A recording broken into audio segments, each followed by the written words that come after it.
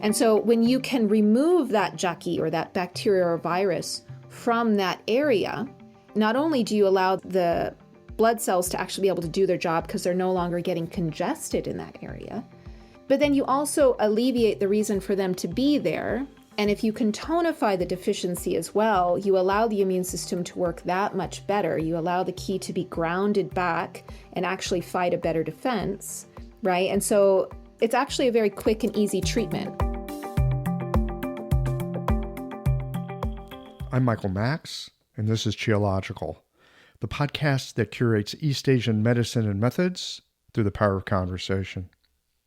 If you've listened to the podcast for any length of time, you'll know that I appreciate the perspective of Seth Godin, who many would say is a marketing genius, and his work certainly can help you with that. But beyond that, he's a keen student of human communication and how our emotions are ever entangled into our thinking. I recently read a blog post of his on defining the enemy. I want to share this with you. Some situations seem to call for an opponent. It might be our personality, the structure of the engagement, or the way we've been taught to behave, but having an enemy seems to focus individuals and groups. For 50 years, America decided that the USSR was the enemy and spent a great deal of time and money and attention maintaining that threat. For many people, the boss is the enemy, the controlling managerial authority, the opponent to be bested in a fight over work, effort, and passion. Or it might simply be the hockey team that we're skating against tonight. Pick your enemy, pick your future. Check that out. Pick your enemy, pick your future. I'd never put it together that way before, but you know what? It sounds right. What we stand against frames our lives every bit as much as what we stand for.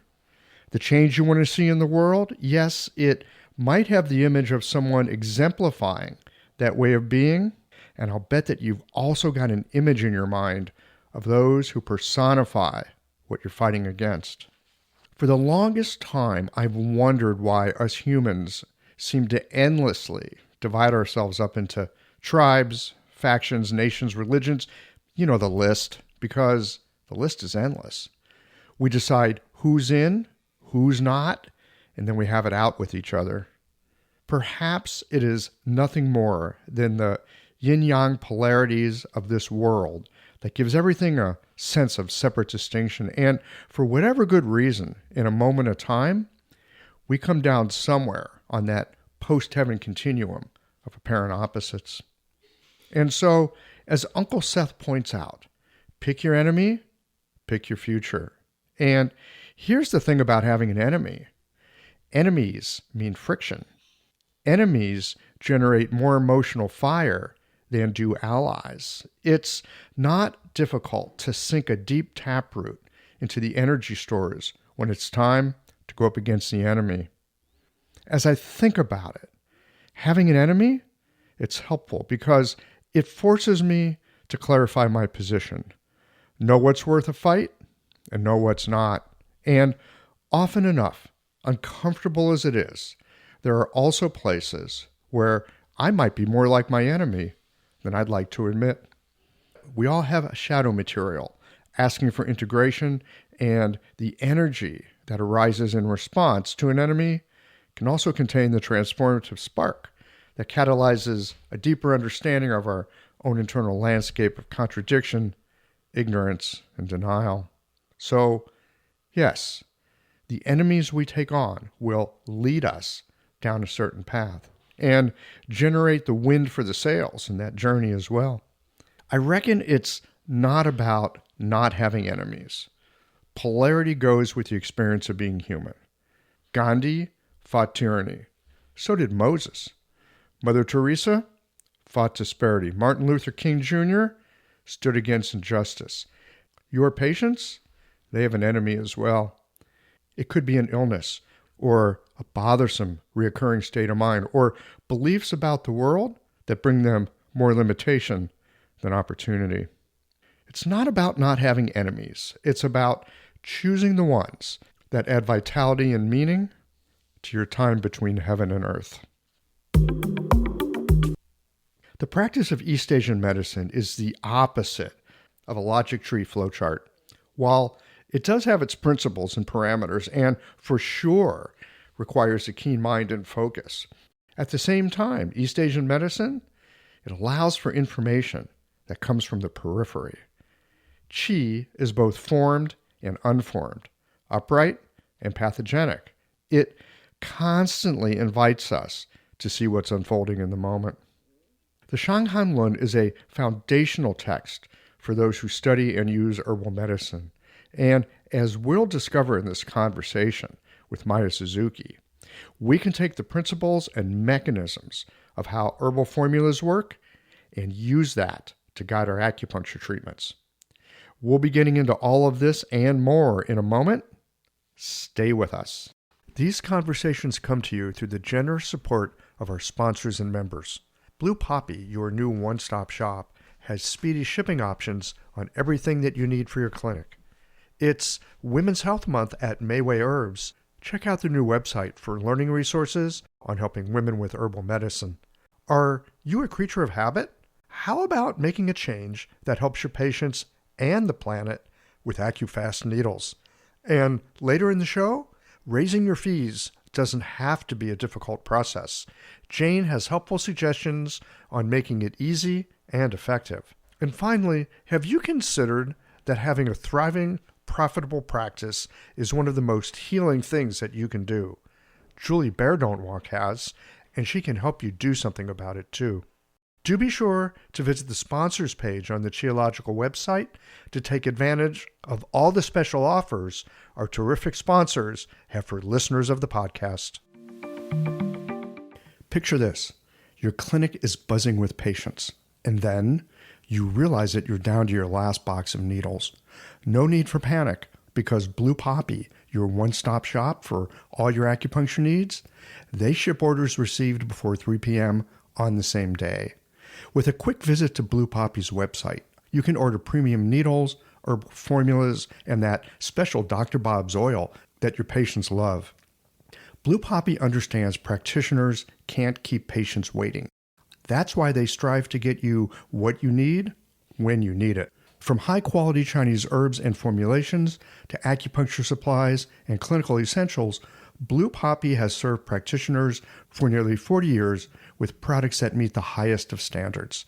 Discover everything Blue Poppy has to offer by visiting www.bluepoppy.com, and don't forget to subscribe to their mailing list for exclusive offers and more. Hi folks, I'm Yvonne Lau, president of Mayway Herbs.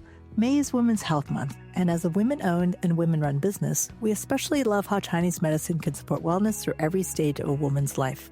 So in this month's newsletter and podcast, we're covering topics like PMS, pregnancy, menopause, and osteoporosis. We'll share expert insights and effective treatment strategies you can put to good use in your clinic. Our Plumflower brand line includes herbal tea pills, tablets, extract granules, and organic herbs, all of which you can find on Mayway.com, and where you can also find articles, videos, and other resources to support your practice. Since 1969, Mayway has been a trusted source for high-quality herbal products. In these challenging times, please know that we remain committed to keeping our products accessible and affordable so you can take care of yourself and your patients. As always, thank you for supporting Real Chinese Medicine. Daily habits and routines feel comforting, familiar, easy, automatic. That's the power of repetition. You've worked out the kinks and can do it with your eyes closed. But what if you shook things up? What if you ditched the old routine and tried something new? Hi, I'm John Sten. I've practiced acupuncture for over 30 years, and together with my wife Kelly, we created the world's first eco-friendly acupuncture needle. The AccuFast earth-friendly needle system cuts your packaging waste by 60 to 90%, depending upon your needle type, speeds up your needling, gives you more control, and best of all, while you're healing patients, we plant a tree for every 2 boxes your clinic uses. Thousands of acupuncturists have already made the switch. In just the last year, they've helped plant over 16,000 trees. Since we started, that number has grown to over 50,000. So break the routine. Be the change. Visit AccuFastNeedles.com Your patients and the planet will thank you.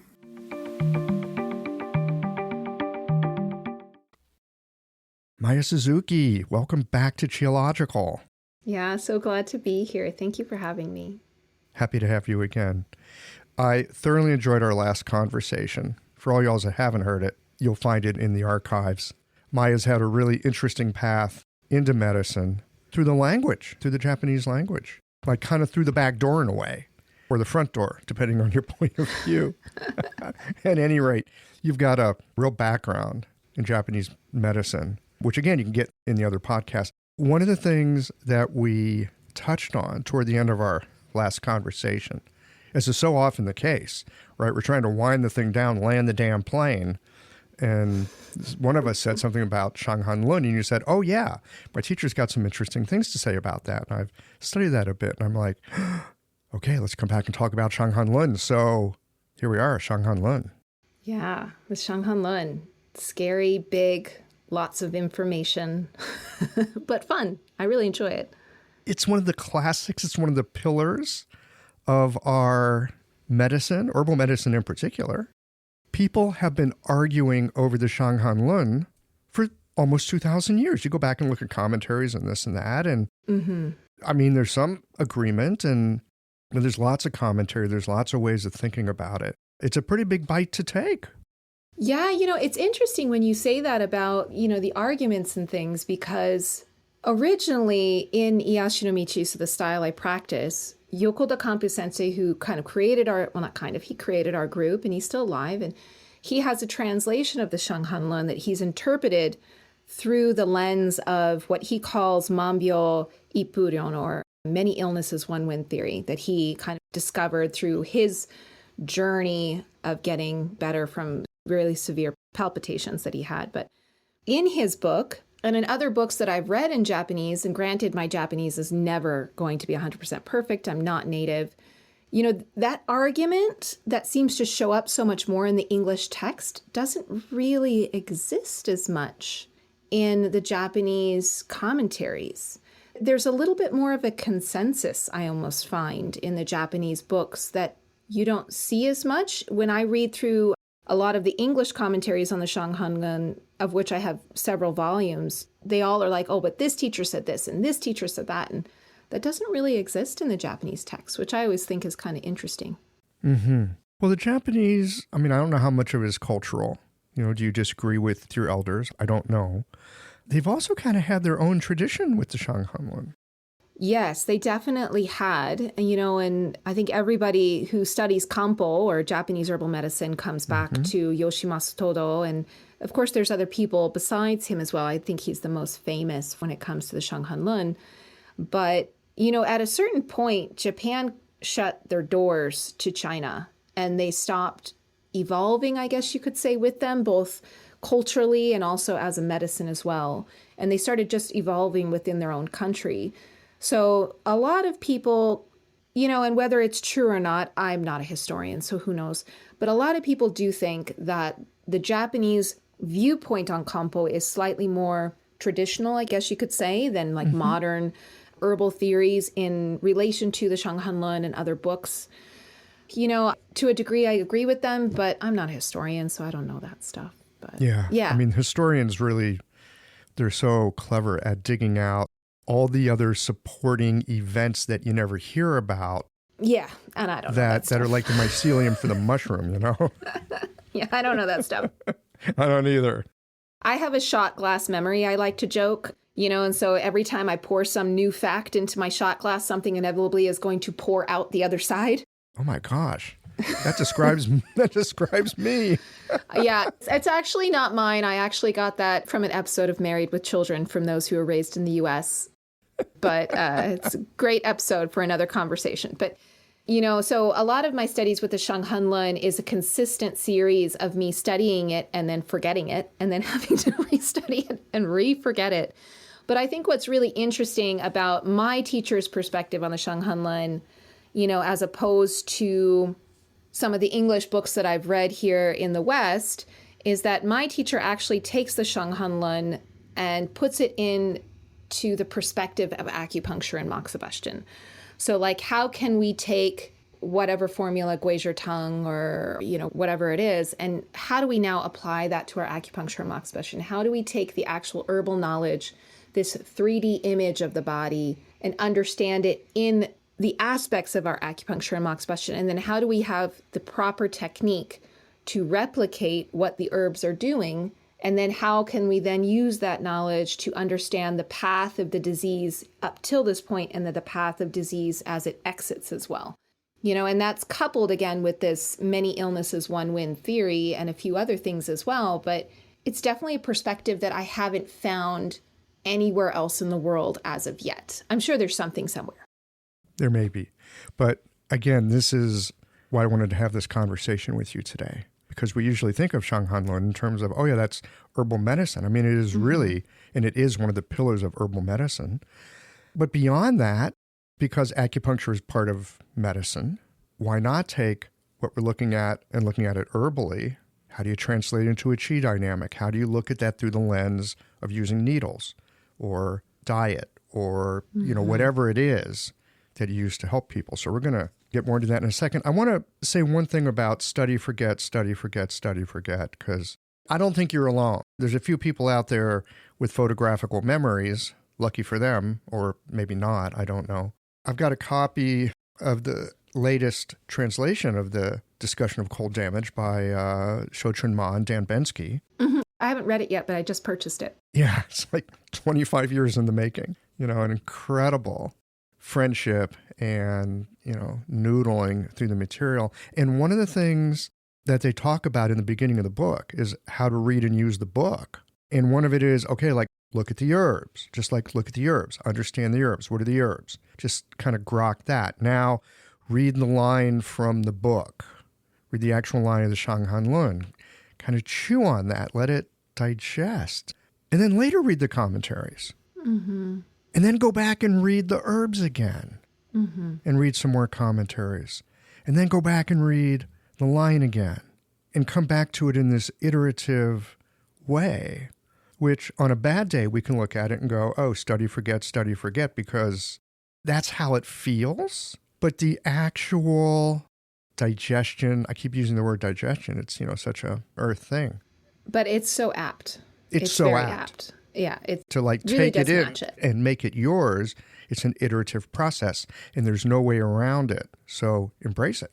Yeah, well, and I think on top of that, and to kind of expand on that thought, I think because I am very much a visual but also tactile learner, like I have to use my hands, I have to see it happening and then use my hands and experience it. And I think one of the things that struck me about the Eishinomichi approach to medicine as a whole, but of course to the Shang Han Lun as well, is that they not only in the Shang Han Lun diagram out exactly what the line is saying in a visual representation of the body as, like I call him the Birdman. He looks like a little Birdman in the book, but they write out what it is. But then I also, on top of that, to really digest that material, I have to see that client in the clinic. Like I have to see them and I have to recognize that hara diagnosis, which is the abdominal palpation that kind of comes in pairing with the Shang Han Lun for the Japanese Kampo. And, I have to see all those signs and feel it and see how it feels to me and then see how it reacts to my acupuncture and my mox question. And then I'm finally like, oh, that's what Gui Zhi Tang is. Mm-hmm. And that's what Gegen Tang is. But they're definitely not the same thing, even though they're really close. And like, okay, what is Ma Huang Tang and how is that different? And sorry, I have horrible Chinese pronunciation, by the way. How is that different between these two? And what is a Chai Hu presentation? And what really is it? I have to feel it. Otherwise, I just forget it. Right. So, Yeah, no, I get it, for sure. And what I heard you say, Maya, I think this is essential in why Chinese medicine, Japanese, whatever this medicine we practice, is just an intellectual pursuit. The key thing is you treat and you feel. You treat and you see what happens. You treat and you get the feedback. And now you've got one full loop of experience. Is one full loop of experience enough? No, not really. But it gets you started. No. Right? No. It's like, not at all. No, I would say but maybe it gets you like started. 50 times of experience and maybe you have a good idea of maybe what you're doing. All right. Now we're scaring away the students, right? You mean I got it? How long it's going to take to learn this shit? You know, my teacher told me, this is a separate story, but I was right before I moved back from Japan. I don't know if I told you this last time, but we were walking in to treat one of the students that was on the In Touch Japan seminar. I was translating for him, really as a ruse, just to watch what he was doing. And I asked him, I said, you know, I'm going to have to go to the States. And because of my experience, they're going to ask me to teach, but I don't feel ready to teach. And, you know, what do you think about that? Like, when am I going to finally feel like I have a clue? And he was like, how long have you been practicing? And I'm like, I don't know, 8 years. And he's like, give it 10 years and you'll have a clue. I was like, oh, okay. But it's the same, you know, you have to, this is not a quick medicine. So, well, you can get quick results when you know what you're doing. Yeah, but that takes a minute, doesn't it? The learning takes time. But then again, I mean, think about it. God, anything like learning to make good bread, like really good bread, good bread. It's probably not a weekend adventure. It's probably not a couple of months either. No. Yeah. Right? Anyway. It's important, though, I think, to understand that, you know, as you were saying, herbal medicine doesn't have to be theoretical. And I think that's one of the things I really love about Ieyasu Michi's particular approach. Again, it's not mine. I didn't create it, but the particular approach is that it takes this very cerebral act of understanding theory and puts it into a physical practice, you know, and I personally really enjoy that. I don't know how you can learn it without the physical practice. And even if you're just taking pulses and prescribing herbs, you still need that watching it happen in reality, that embodied in the moment, watching the results. You can go at it very theoretical, but we're not. Again, it's why we're here. So Shang Han Lun and acupuncture. Yeah. Okay. Lay the groundwork out for us. How do we start to think about this and use it? Yeah. So, I mean, again, I'm not, nor do I claim to be an herbal master or anything like that, you know. You don't need to be, because we're talking acupuncture. Yeah. And acupuncture. And we're talking about the beauty of this book, and I'm going to call it the mechanics in this book. Yes. Granted, the mechanics are through the actions of herbs, but we can translate that into any kind of chi we want, can't we? Yeah. You know, and I would say, well, really, if you want to get down to it, the first thing that you really need to do is start to understand first the techniques that are foundational to Japanese acupuncture, you know, because those techniques can really change how you're approaching the medicine.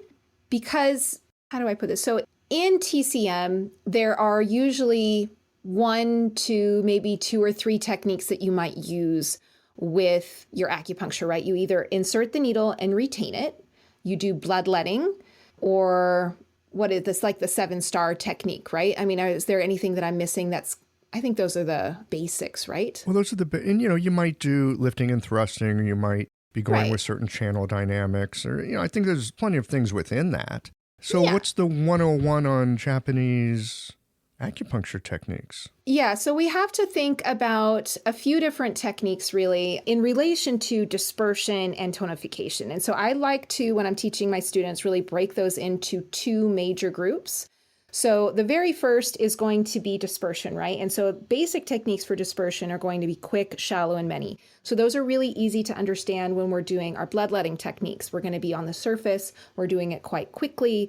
We're not inserting it or retaining the needle into the body. That is a quick, shallow, many technique. Now, for those of you who are familiar with Japanese acupuncture, you'll be familiar with the term of a contact needling technique. So contact needling is essentially taking a needle and very quickly, just on the very surface of the skin, doing almost like a pricking technique, I guess you could describe it as. It's kind of hard to describe in words without a visual, but you would do a contact needling technique, and that can be summarized actually with a lot of shonishin techniques too, so Japanese pediatric acupuncture. So that's really like a very quick overview of hundreds of different techniques that you can do for a dispersive acupuncture technique. And then you also have tonifying acupuncture techniques. Now, tonifying acupuncture techniques are slow, deep, and few. So this is your retention. There's, again, anybody who studied Sugiyama Waichi, who is the guy who created the guide tube, he had a whole school with tons and tons of techniques as well. So you'd be familiar with those. And if you're not, check out Sugiyama Waichi. He's a very interesting guy. But really, you would have to understand those two basic techniques with your acupuncture. And then with your moxibustion, it's very, very simple. There's a lot that you can put into it, but really easily split up into two categories. Moxibustion as dispersing can be hot, and as tonifying, moxibustion is warm. So I like to describe that like a hot shower or a hot pan that you touch and pull away before anything happens, and warm like a nice rejuvenating warm bath. You know, those are two totally, totally different things. And so you really have to understand those two basic techniques in order to apply the medicine. And then over and above that, of course, you have to perfect them and all of those things. Over and above that, also understanding, of course, the direction of the channel, the meridians as highways rather than specific lines on the body, acupuncture points as, I like to call them GPS coordinates rather than, you know, like stomach 36 isn't right here every time. It's like, well, let's find where stomach 36 is on this person. And then let's also understand that, you know, Ashisanli, this, I don't know how to say it in Chinese, but, you know, this point stomach 36 is actually encompassing of a very large area that you were supposed to look at. Same with Li4 Gokoku.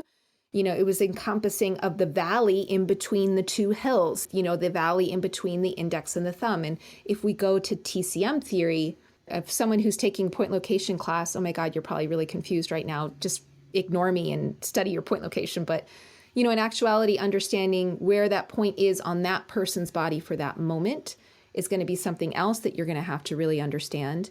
And then once you get all of those pieces together, starting to say, you know, you had mentioned studying the herbal formula and the individual herbs. And so in Japanese Kampo, they tend to look at the formula before they break down the herbs. But to back it up, you know, you can understand, like, for example, with Gui Zhi Tang, Gui Zhi, or Keishi as we call it, is really the herb that's going to signify that rising of qi. And so how does that help you? Well, that helps you because when you palpate the sternum, usually below, I believe, the left sternum, you'll be able to feel this really important thing called jaki, or pernicious qi, or xie qi, which is another thing that is really important for this style of acupuncture, is the understanding that this idea of xie qi, or pernicious element of jaki, has been taken out of the Shang Han Lun and hasn't really been translated with the medicine, and is also not, there's not really any importance that's been put on it in, I think, modern day medicine. So, I mean, that's a whole lot that I just threw down there. But on top of that, there's also a few other theories that you would have to put into place as well. In particular, you know, the many illnesses, one win theory. But yeah, so a lot of moving pieces. Okay, great. This gives us plenty to dig into on a, you know, for a first pass. Okay. The needling, that all makes sense. I think anyone listening to this can grasp that. Mm-hmm. The piece about the compo, looking at the complete character of the formula instead of individual herbs, because the Taiwanese lived under Japanese rule for, I don't know, maybe 50-ish years or so. They were a colony. And it influenced the medicine there. So the guy that I used to study with, when he gave people formulas, this was so weird to me. When I first got there, I'm like, what the hell is this guy doing? He's clearly senile. He's old for sure. He's probably senile. The best ones always are. The best ones always are. Well, no, I don't know if they're senile, but old maybe. He gave me a formula that had like 4 formulas in it, modified with 3 herbs. Wow. If I attempted to do that in one of my classes at school, my teachers would have been like, go try again. Had amazing results, phenomenal results, unbelievable. And began to cotton to that kind of thinking that, oh, it is possible to take a formula as a whole and treat it as you would an herb. There's a character it has. There's a personality that it has. You can lean on that. And you can combine formulas based on that. So that was cool. And, you know, yet again, another way, even begin to think about herbs makes our medicine incredibly frustrating and phenomenally fun to practice, right? Yeah. Is that a bug or a feature? I don't know. Maybe both. Yeah. It's definitely a thing, though. It's definitely a thing. I want to dig a little deeper, though, into this thing about the xie qi. Yeah. You know, whether you call it evil or pernicious or, you know, the bad qi, pathogenic. Look, there's plenty of ways to translate it. Yeah. They're not all, they all don't match up, though, do they? They all don't match up, but it's something it's like no good. It's like bad stuff. Yeah. There's definitely bad stuff in the world, and you don't want that in you. Yeah. Well, Right. my teachers always described this to me because Jackie, as I've described, because Jackie is very prominent in Japanese acupuncture, in every Japanese acupuncture I've ever been privy to see, and every practitioner that I've ever worked with in Japan has been very understanding and focused on this idea of Jackie, and in relation to what they call the Seiki, or the upright chi, right? And how they always described it to me is they said Jackie, or pernicious ki, which again is a horrible translation for it. They say it's not that it's good or bad. It's just ki that is not helping you. It's not beneficial to you. And therefore, it should not be in you. And so I always describe this to my patients. I say, look, it's kind of similar to a bacteria or virus. But that doesn't mean we don't live in symbiosis with bacteria or virus every single day. We do, hundreds of them, probably thousands. But then there are those that are not helpful to us. We need to get those out of the system.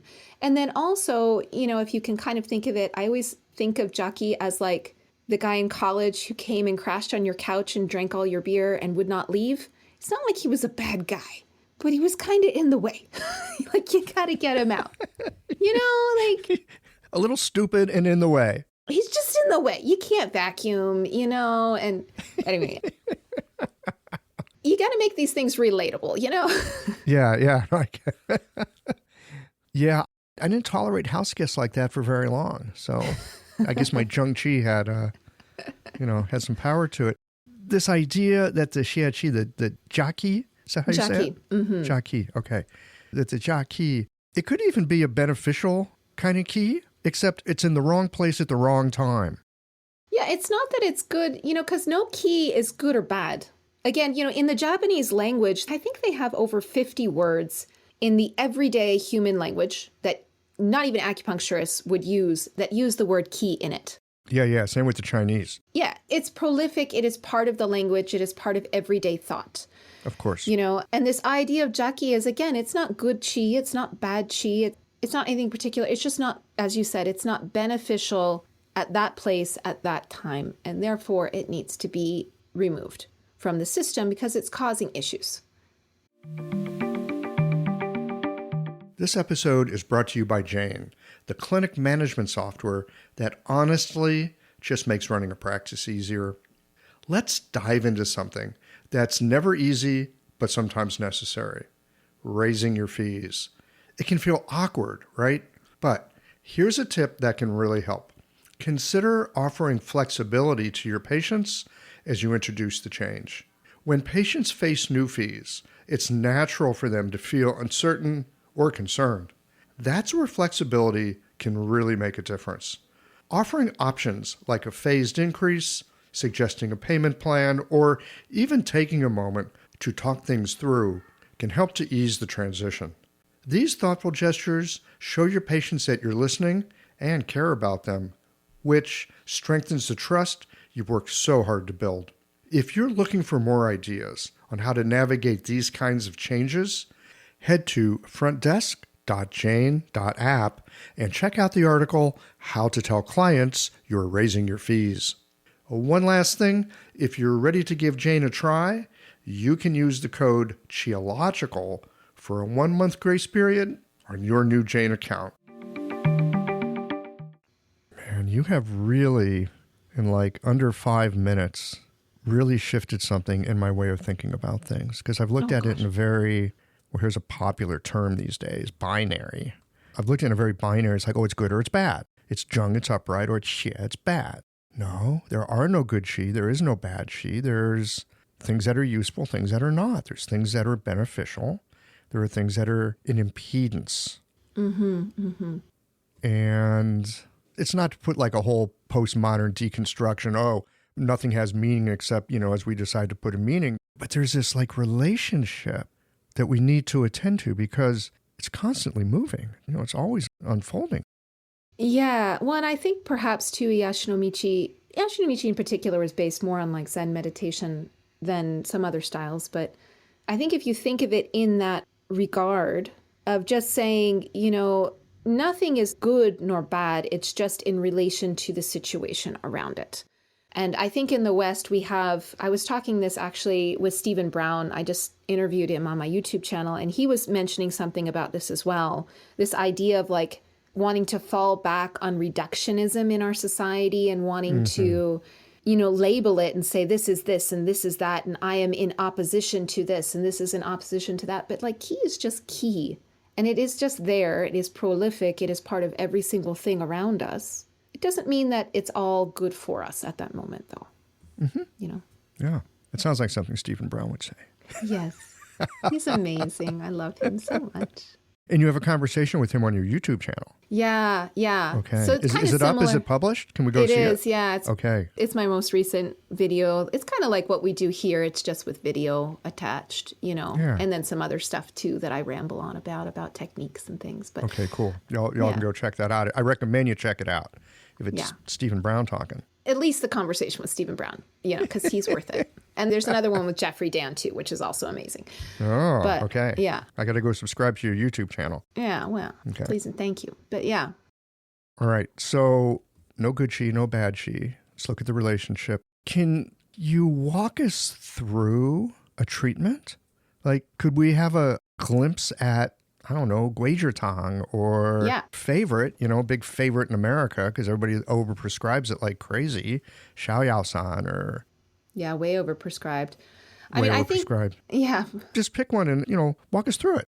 I think Gui Zhi Tang is a really good formula to talk about because Shang Han Lun begins and ends with this formula. With Gui Zhi Tang. It is.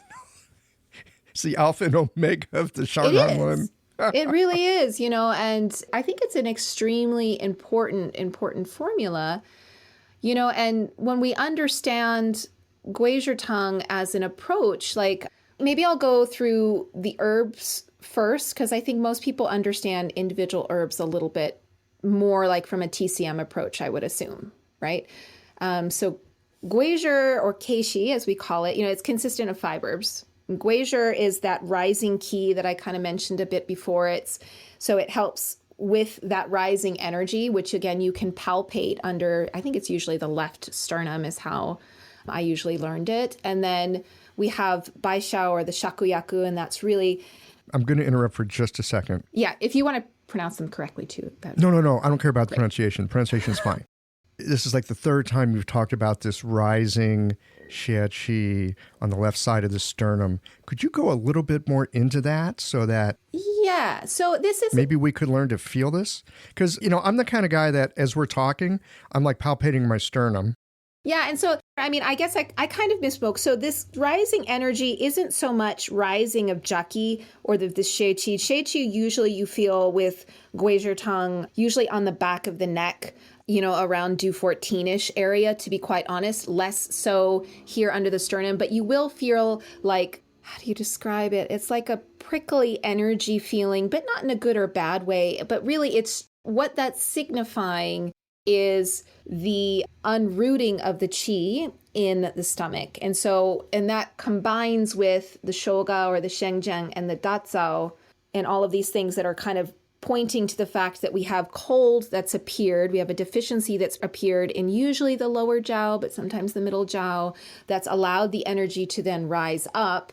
And if we even back up farther than that, and we understand what, again, is delineated in the mechanism of disease or mambyo ipurom, that many illnesses one wind theory, we can think of like understanding the stages of illness and where Gui Zhi Tang falls in that.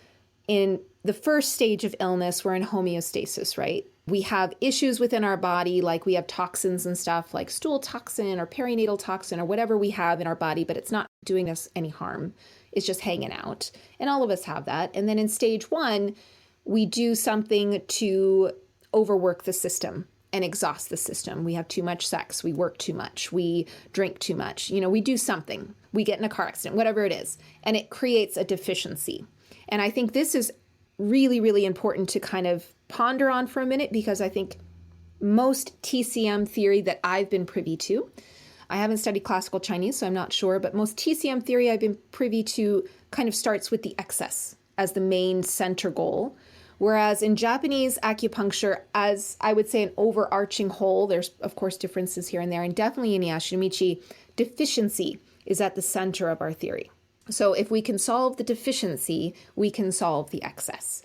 And so the deficiency is created, and that deficiency is then creating this rising of energy, which is what you give that Gui Zhi for to help root the qi back down, in combination with the Shengjiang and the Datsao and the Gansao to help alleviate this ropiness in the rectus abdominal muscles that are going down. And then also, usually when people come in with this, of course, they have the floating pulse and the headache and the fever, perspiration, like we all know those kinds of things. But now we can actually palpate the abdomen. We can palpate under the sternum. We can see those typical signs to help differentiate from other formulas. Usually when people come in for Gui Zhi, though, with a Gui Zhi presentation, most of them don't realize that they're getting sick. Most of them are just like, my neck and my shoulders have been really tight lately, or they don't even mention that. They just say, man, I've been so tired lately. And when you palpate them, you can feel that sheiqi or jaki, which feels, I like to describe it as the worms in Ursula's cave. They just it's kind of like doesn't feel good. My student Deirdre describes it as like static electricity, but in a bad way. Or like, when you're on a dirty subway in a really hot, like summer month and everyone's really close to you and you're like, just get away from me. Yeah, it was just on one. I get it. Totally. Yeah. Oh, they don't feel good. But it's kind of that feeling. And usually you'll feel it again around this Du 14 area, and they'll have that perspiration, of course, which is a huge differentiation between that and like Ma Huang or something like that, right? So you can have all those symptoms and then you can give, now that you know that they're in Gui Zhi Tang, and you can tell your patient, look, I think you're getting sick.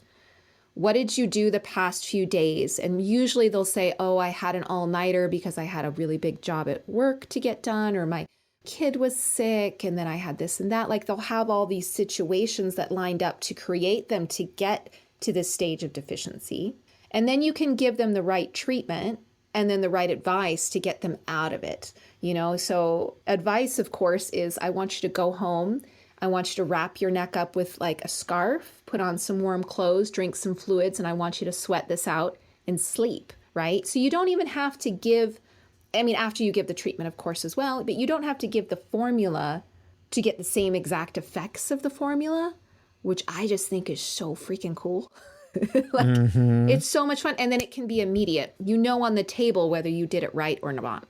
Whereas with herbs, you have to go home and see if it starts to work, usually. So on the table, you're going to see the abdomen change. Yes. You're going to notice that qi, that static, that dirty subway feeling, that's going to shift. Yes. Pulse, of course, is going to shift. Yes. You want that floating pulse to definitely subside. You want any deficiencies in the pulse to rise. You want to have a little bit more, not too much sweating, right? We don't want to put them into deficiency, but we do want them to start sweating it out.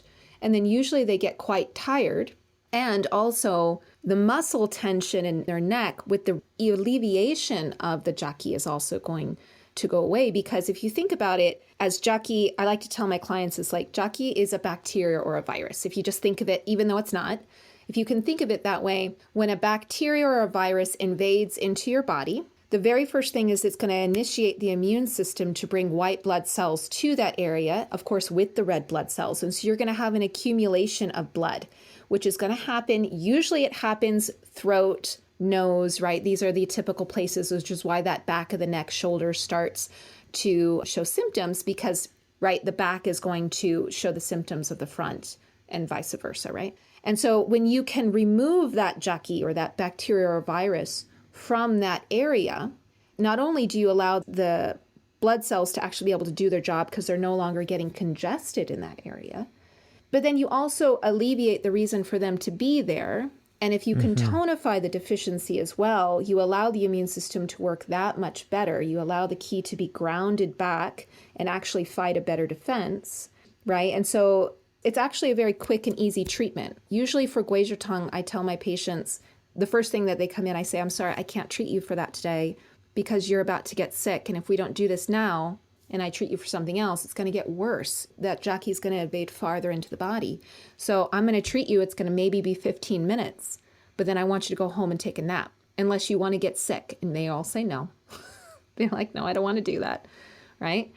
And I still, from a financial perspective, I still charge them my same rate. Right. But it's a treatment. Yeah, because they're not paying works. us for our time. They're paying us for the results. Exactly. Huge. Every single person who's a student, I would just let Michael's words sink in. Don't get paid for your time. Get paid for your results. I think that's such an important thing to remember. It is. It takes some confidence, though. It's true. It takes experience and it takes confidence. But really, I mean, as much as often my patients will say they like acupuncture, look, they'd rather be living their life than coming to see me or you or any of us. Amen. And even though acupuncture can be pleasant, I think they'd all rather not be doing it at all. They'd rather just be living their life. Of course. And I tell that to my clients all the time. I'm like, look, I love seeing you. In a way, I guess I'm a bad business person because I actually think that treating someone on a monthly basis for maintenance treatment, I actually find super boring. Because I'm like, what am I supposed to do with you? There's nothing wrong. And I understand the reasoning for it, but it's boring for me. From your perspective, is there a reasoning, or do you just want to see him when something's up? I think this is an important point because, yes, there's a lot of people that are like, I got a successful practice because I got a bunch of people. They've scheduled out 6 months.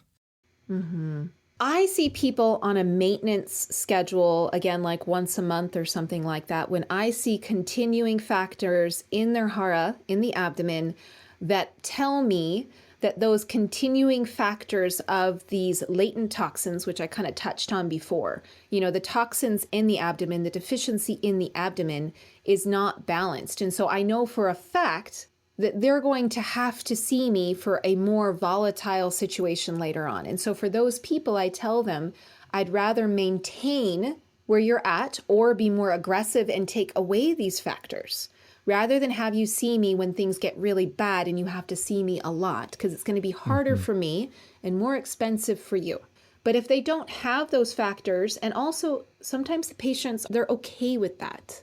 That's an okay thing for them. And I think one of the biggest things that I teach my students is and it's what I was taught as well, is that you are only treating your client to help them attain their goal. You're not treating them for what the medicine unfortunately tells you should be treating. Unfortunately, that patient, that client is coming to you to attain their goal in their life. And if you can help them change that goal and say, look, you have these factors and I really think it's important for you to treat, and they're on board with that, great, they should keep coming. But if they're coming to you because they threw out their back and they can't go golfing with their son next week, they're not coming to you so you can keep working on their stomach. They're coming to you so they can go golfing. Right. And I think as practitioners, we often get on a bit of a high horse of saying, I see all these things and all these things need to be treated. And it's like, yeah, they need to be treated, but that's not what that human being wants and desires. And you can only help them in a way that they want to be helped. Sure. Well, and there's that idea too that is there something that could be treated? Yeah, there's always something a little out of whack. But is the system working well enough that just let it roll? Are they in homeostasis or are they not? Right. Don't fix it if it ain't broke. Exactly. It might be a little worn down. You might need those tires rotated, but you could do that 8,000 miles from now. It'd probably be okay. I think it's a really important thing for us to know as practitioners when to say, okay, we did our job. The thing you came in for, we did it. Like to quote a famous president, mission accomplished. Of course, he got in trouble for saying that, but you know what I mean. We did what we set out to do. Is there more that we could do? Yes, there is. Here's what it is. Do you want to do that? And they might go, nah, I'm fine. Or they might go, yeah, I'll see you in 6 weeks. I think it makes us more reliable. And I think that's good for business. I think it's good for business. I also think there's a lot of people that come to my clinic as their everyday doctor. I am not a doctor. I cannot be a doctor in Colorado. I do not claim to be a doctor, but... No, but they treat you like one. Yeah, they come to me because they know that, A, I'm going to listen to what they want. I'm going to try to be on board with what they want, and I'm going to try my darndest to make sure that I achieve what they want. And if I can't, I'm going to find some place where they can hopefully get that done. And that's something that, really straying far from the topic of the Shang Han Lun, but that's something that's missing in everyday modern medicine, in Western medicine. I have a client that I just saw today. I've suspected that she's had uterine cancer for over 2.5 years. For 2.5 years, I've been trying to send her to an OBGYN. And the first one just told her, nah, you bleed through 6 heavy-duty pads in an hour. That's normal. Let's put in a Nova ring. 2.5 years ago, she told her that. And then finally this month, they found out it's not normal. But the thing is, the doctors don't listen to their patients, and they don't take the attitude to be like, yeah, let's try to figure this out together. So, that's just something that we as practitioners have the opportunity to do. And we do. Anyway, straying far from the topic of the Shang Han Lun. Well, yes and no. Yeah. Because look, most people, when they have a cold, for lack of a better word, we call it a wind cold, or just a wind strike, in case of Gui Zhi Tang. Oh, I just have a cold. I'm going to take these over-the-counter drugs and just keep doing my life. One of the great things about COVID was, I got this flu-like thing. I'm going to stay the hell home for 5 days. Yeah. Right? You don't see that as much now. Right? People come in. I had someone come in the other day. Well, I got a little cough and I'm sniffling and this and that, but don't worry, it's just a cold. It's still a cold, man. Subject for a different conversation. Yeah, but even thinking though, Gui Zhi Tang, again, one of the beauty of looking at the Shang Han Lun and studying the Shang Han Lun, no matter what volume you study from, is that you can say that, it doesn't have to be a wind strike. Someone who has severely tight shoulders and consistently has this rising qi, what I personally think is misdiagnosed as yang liver, liver yang rising, I think is often said in TCM. Yeah, that's how they talk about it in TCM. Yeah, I think often that's a misdiagnosis in the respect that it's not liver yang rising. It is excess of the tai yang caused by deficiency, usually of the lower jiao, deficiency and cold created in the lower jiao, right? And so when you can change your focus of the medicine, again, with this background of the Shang Han Lun and this kind of diagram at your fingertips of saying, yeah, this is Gui Zhi Tang or this is whatever, then you can apply these formulas as an overall pictograph to your clients, even if they don't have a wind strike, right? And then you can also, as you were saying, Michael, with your teacher, you could take these formulas and start to play jazz, so to speak, and combine them together, because all the formulas are riffs, and you can combine those riffs together, and now you have a jazz piece. And what does that jazz do? It speaks directly to the soul of one individual in particular and works great for them, So it's beautifully put. Yeah. It's important, though, I think, that we don't become too literal about the Shang Han Lun, and we can have a little bit more of, one of my teachers described it. I was observing with one of my teachers from Yashinomichi, Harada Sensei, in his home clinic, and he was treating someone, my friend actually, on the table, and I was observing as he was treating and teaching, and he was telling me, you focused too much on what you were doing. When I am treating this point, I'm connected to this point through the needle. I'm understanding what's happening below the needle and how the qi is reacting to the needle and how the body is reacting to that needle. Then I'm also noticing that beautiful breeze that's coming through the branches out there. Do you see it? And I can see that the lights are dim and that her breathing has slowed, having a more unfocused, when you go into a Zen meditation, they ask you, to keep your eyes slightly open, but have a very unfocused center of attention. I don't know how else to explain it because I'm not a Zen teacher, but, to have this unfocused center of attention that you can connect with the whole scenario, but also connect with exactly what you're doing. And I think if we can take the Shang Han Lun from less of this literal, this is a wind strike with rising qi and deficiency, and apply it more liberally to the body, I think we can really start to have fun with it. Yeah. Yeah. You speak to something wonderful with describing how your teacher is in touch with the needle and how the needle's in touch with the patient and how he's attending to the tissues and the breeze and the play of light and the feeling in the room and just the sense of everything that's in that moment, attentive, not too focused, but also not unfocused.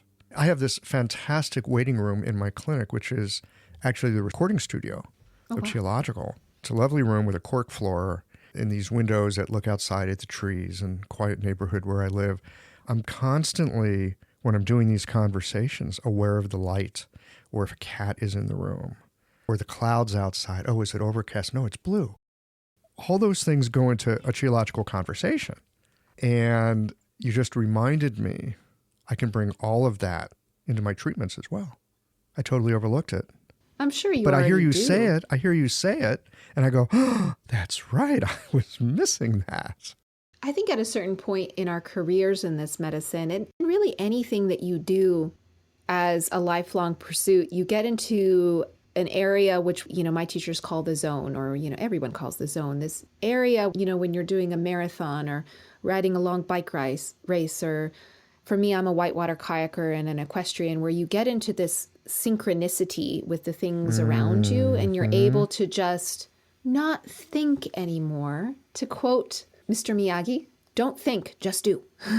Or, Yoda or whatever. You get to this stage where you can just relax with the situation and you can trust your hands to do what they're supposed to do.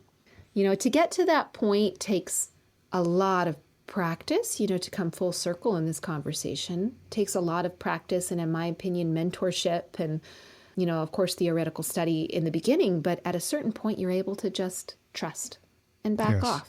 Yeah. Well, you whitewater kayak, I sail. There's a phrase beautiful. that we have, like, how do you know that? How did you do that? Time in the boat. Exactly.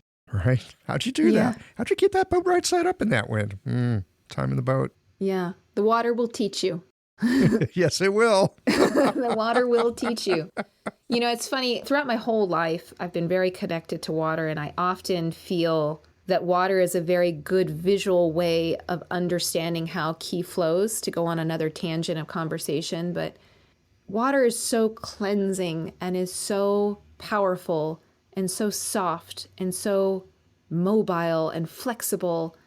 And man, I just think every practitioner could learn so much by just spending time in the water. So much. I mean, our bodies are essentially just big water buckets. We're water Big balloons. water bucket. Big old bag of water, according to Tom Robbins. Yeah, just we were sloshing invented around. by water to carry it around. Yeah, exactly. Yeah, that's a bit of a tangent, but yeah. It is. But look, medicine is full of tangents, which is why it's partly so frustrating and so satisfying to engage in.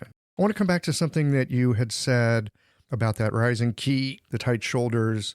That's a presentation all of its own. It tells you something about the dynamic of what's going on.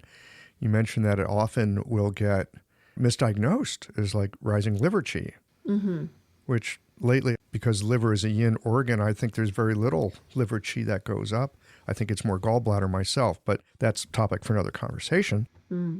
But the idea that there's different ways that qi can go up. And, we often have our little pat ways of thinking about it. Sometimes it matches up. Sometimes it doesn't quite match up. And so to think about Gui Zhi Tang, it's also a qi rising kind of pattern. Different than you'd see with like coming up through the Xiaoyang. This is coming up into the Taiyang. And as you were saying, it's from a deficiency in the lower jiao. I'm going to take that, correct me if I'm wrong, as a shorthand for Xiaoyin. It's a deficiency in the Xiaoyin that's expressing in the Taiyang. Do I have that right?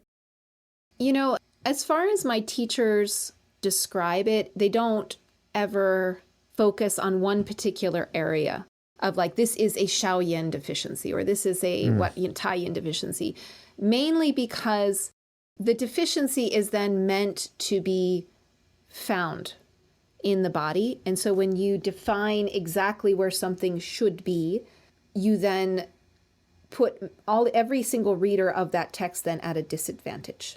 Right? So if the deficiency has to be in there, you start to put things at a deficiency there. But you can also say,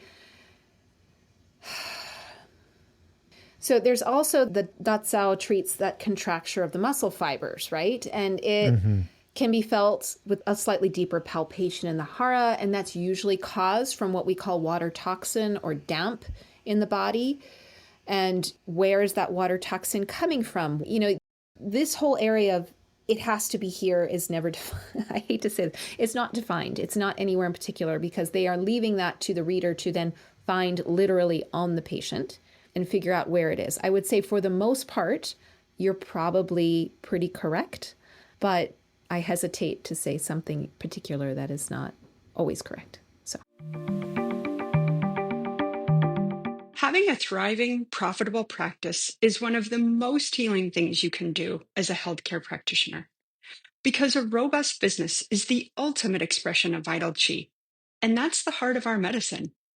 I'm Julie Bairdontlock, and I help practitioners grow nourishing, profitable, authentic businesses that embody the generative cycle of Chinese medicine.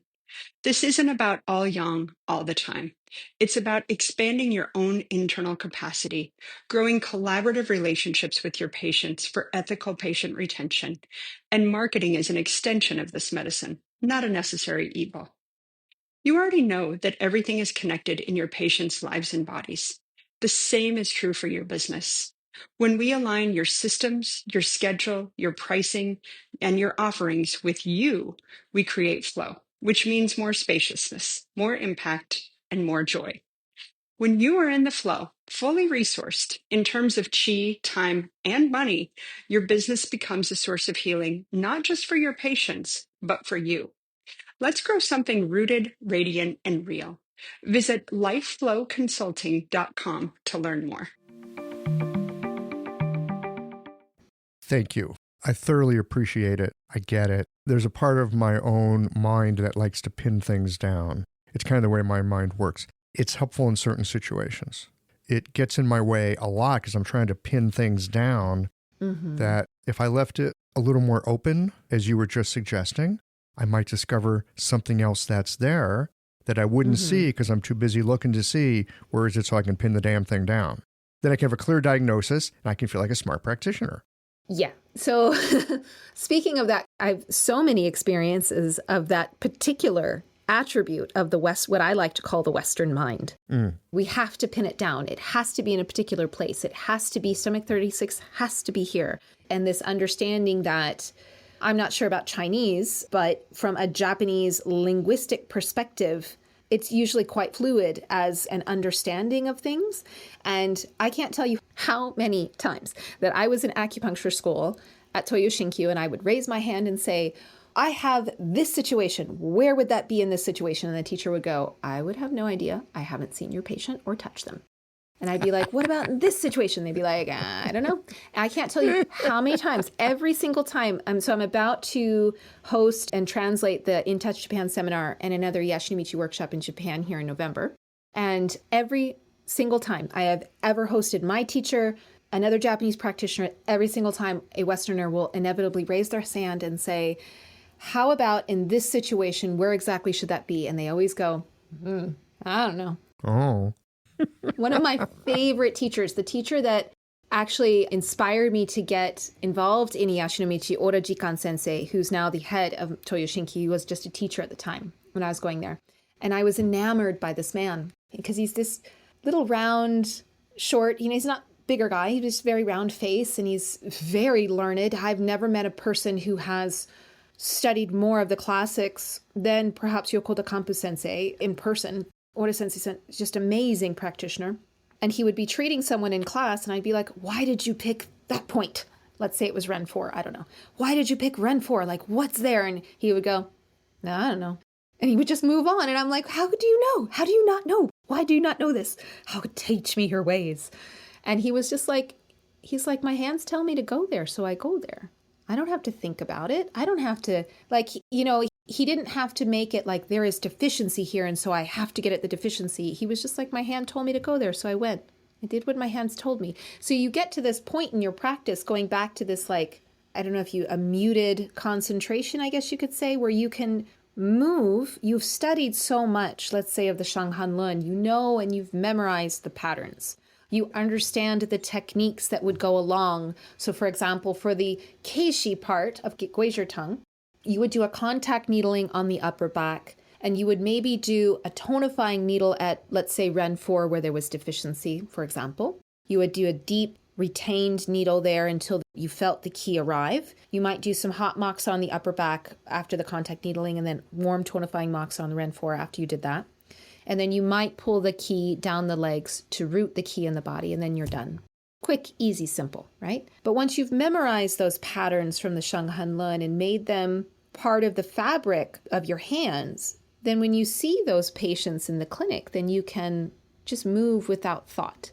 And that's where this muted focus can come into play, and you can be in that moment, in the zone, and really flowing with the qi of your patient and have that corked floor, beautiful window, and be part of that ambiance, because you're not trying to be cerebral. I mean, everything that I do for my students, everything that my teachers do for me is to get us out of our dang heads and back into our hands. Like, I just wish we could just like flip a switch and turn the brain off, you know? There is no switch. I mean, it really is a practice. Like Yeah. you handling whitewater, you can't just turn on a switch. It's not like the Matrix where like, download how to fly a helicopter into me. But wouldn't that be damn cool though? I think it'd be awesome. Maybe. There's something about like the patina that goes onto the soul when you're working something through. Yeah, the process. And I think that's part of what seasons a practitioner of East Asian medicine. There is a seasoning, like a really good cast iron skillet, a really good one. Mm-hmm. Right? You're so right. You season that thing over a period of time. Man. A teapot that had enough steeped in it that it has its own glow from oils that have collected and like leached all the way through. I got one of those at clay. home. Yeah, I got one of those at home. Yeah. Yeah, you're right. You're right. Well, I don't know if I'm right. Look, there's moments where, it'd be great. Like, I need to fly a helicopter now. Like, but I don't think medicine works that way. Yeah. I think we need to have, well, I don't know about sailing, but water kayaking, we have the saying that we're all just in between swims. Yeah. It's not that you will never swim again. You will. You just aren't doing it right now. And the water she will take and she will give, but you best to make sure that when you have your yard sail, when you're swimming, that everything is connected to your boat, because it's going to happen.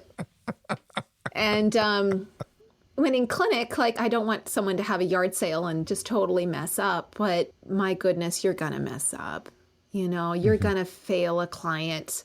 You're going to totally do the incorrect treatment and, you know, make it worse. And it's not on purpose, but you are correct in the fact that the learning that happens with that process of the failure, the learning that happens with the process of the win that wasn't intended, those are the things that really get filed away. My teachers would say, file it away in your toolbox. So the next time you see someone with this presentation and this attribute and this and this and this, you can try that and see if maybe it works. Well, look, there's probably no other book in the Chinese pantheon of classics that gets at this like the Shang Han Lun does, because so many treatments, so many formulas are for the treatment where someone screwed it up. Oh yeah, I should have sweat them. I should not have purged them. Now we have this situation, and this is what we need to do next. So you want to look at failure. ZZJ knew a lot about failure, and he wrote about it too. I agree. Yeah. And I think some of those chapters are really easy for us to kind of sweep over, you know, just be like, oh, that's a failure. Well, that's not as important. That's not as important. But it's really, I think, as you said, it's extremely important to understand what we call in Japanese medicine the mengen response, or the healing phenomenon.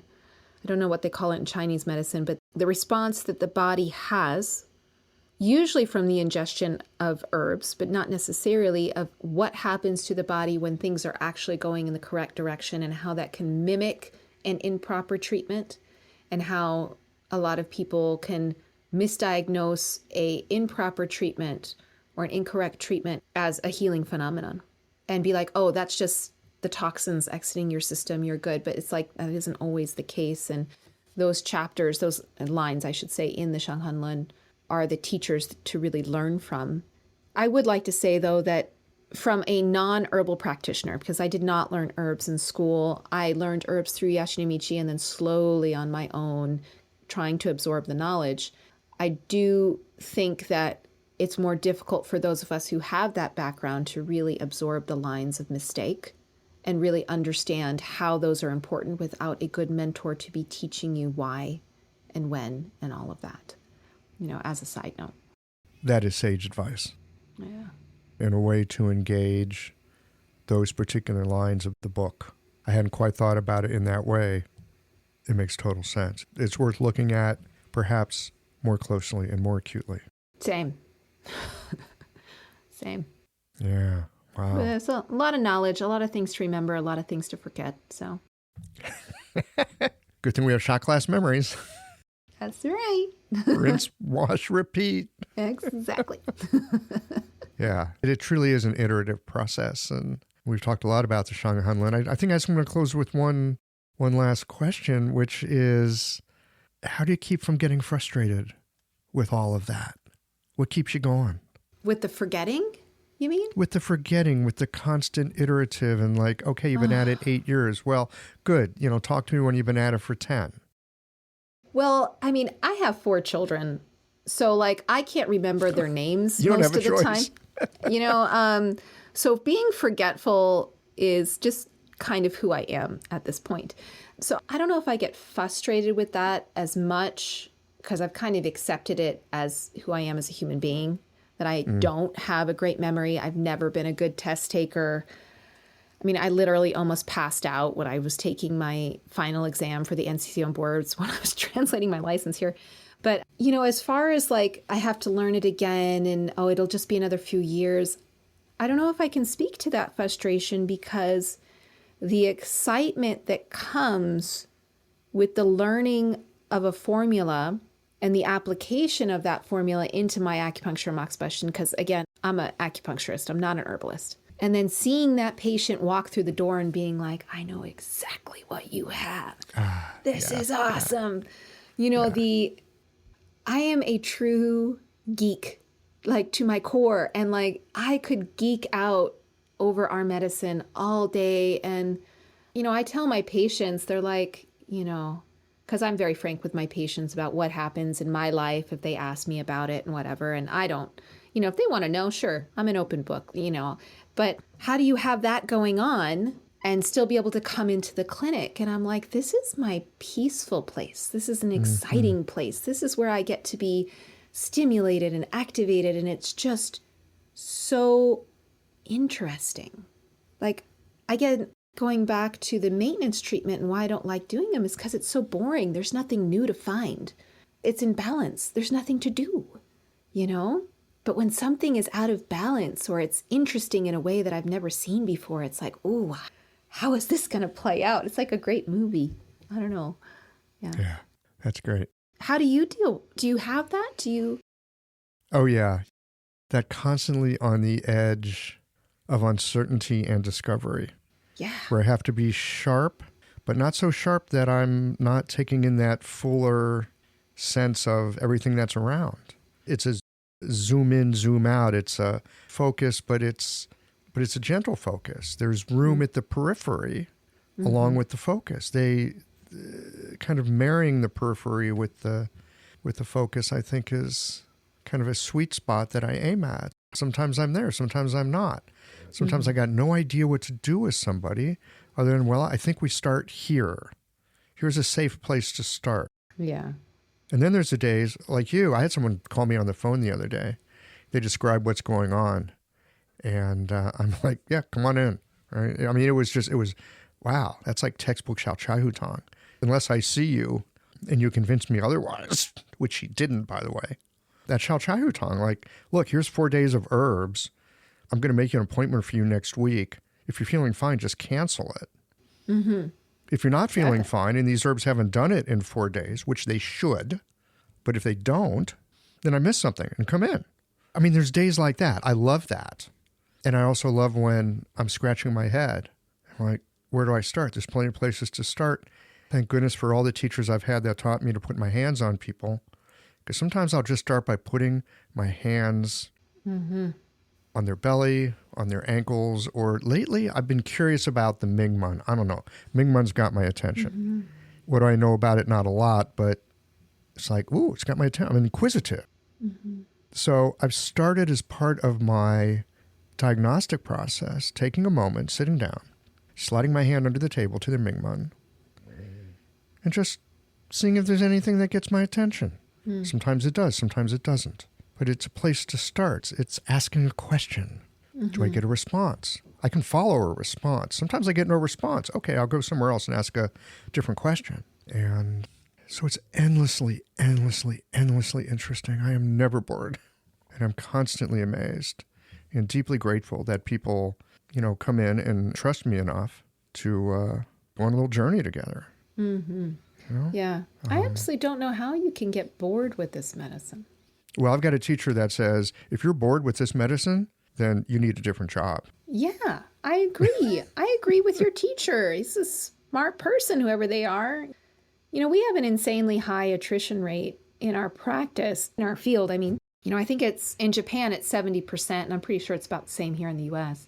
Over 10 years graduation, 70% of the people who graduated aren't going to be practicing, I think is the statistic. But I think that's really because people don't have, either it's just not the right job for them, which is great, it's fine, or they don't have the right teacher to really show them that kata, that method of observation and questioning that they can take with every client and compare to every other client.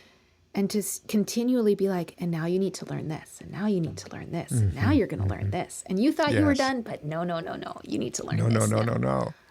There's this other thing to learn. And so in some ways, that feels like failure. Something else to learn. And you could look at it that way, and that would be very disheartening. But you can also take it as like enlivened curiosity. Oh, what else is there? Right? I mean, it's very much a mindset. It's so a mindset. So when I was an apprentice in Japan, before I was even in acupuncture school, I had a very pivotal practitioner who was a acupuncturist at the practice while I was an assistant, who I later on had a falling out with, and I'll never forget how grateful I am to her. But her name was Hirota Sensei, and Hirota Sensei was an amazing teacher. And she taught me something extremely fundamental about Japanese people.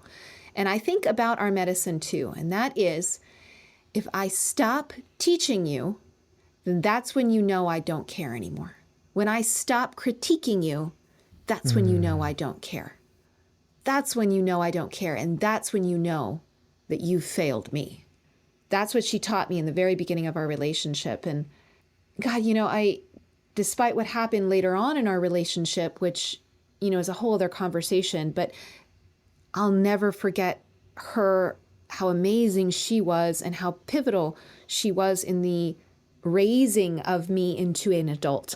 I would like to say I was an adult technically, but I was not an adult mentally or spiritually at all.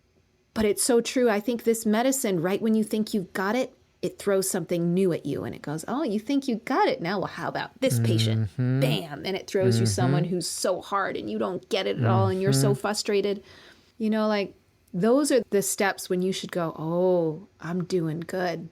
Yep. Now I'm doing good. Leveled up. Yeah. It's like, level up. Yeah. Yep. Yeah. Level up. Anyway. Wonderful. Well, Maya Suzuki, this has been delightful. And thank you so much for your perspective and your generosity in sharing this way of looking at the Shang Han Lun and acupuncture. I mean, we just got a little taste with Gui Zhi Tang, but my pleasure.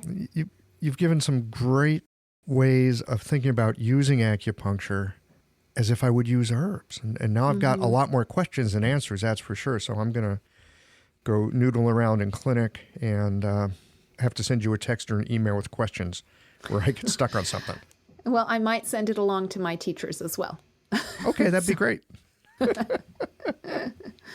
All right, my friend. Well, anything else to say before we wind it down? It was my pleasure, Michael. Thank you so much for having me on and continuing to do Qiological, and you're such a gem and so well-spoken, and it's so nice to talk to you, so thank you. Well, thanks so much. Yeah. All right. Until next time, then.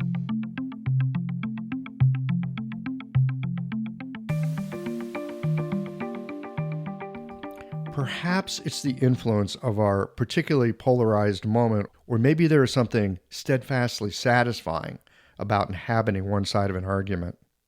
I very much appreciated Maya's reminder that qi is simply qi. It's neither good nor bad, just helpful or obstructive. Rather than judge it as zheng or xie, it would be more useful to discern how it aids in promoting proper function or needs to be moved to a place where it does. It's so easy to fall into the dichotomy of good and bad, but that in some ways limits our capacity to understand the transformation of qi. Maya's thoughts on having both a focused and diffuse attention when needling, it takes us out of the tyrannical dichotomy of single-minded intention or careless daydreaming and invites us into a sense of attending to the complete tapestry of the moment. Our work, indeed, it asks for cultivated attention. Well, here we are at the end of this episode. If you've listened up to this point, you're either a rabid fan of Qiological or the forward button on your podcast player stopped working. If you are indeed a fan of the podcast, you can help us to bring new episodes to our community of practitioners by supporting us with a membership or a one-time contribution. Details, of course, are on the website. That's it for today, friends. Join us again next Tuesday for another thoughtful episode of Qiological.